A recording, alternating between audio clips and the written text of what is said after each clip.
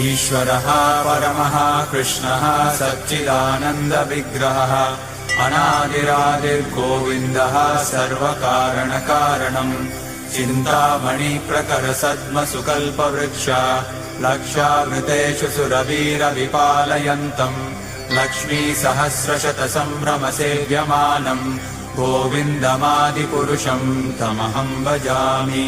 वेणुम् क्वणन्तमरविन्ददलायताक्षम् बर्हावतम् समसिताम्बुदसुन्दराङ्गम् कन्दर्पकोटिकमनीयविशेषशोभम् गोविन्दमादिपुरुषम् तमहम् भजामि। आलोलचन्द्रकलसद्वनमाल्यवंशी रत्नाङ्गदम् प्रणयकेलिकलाविलासम् श्यामम् त्रिभङ्गललितम् नियतप्रकाशम् गोविन्दमादिपुरुषम् तमहम् भजामि। अङ्गानि यस्य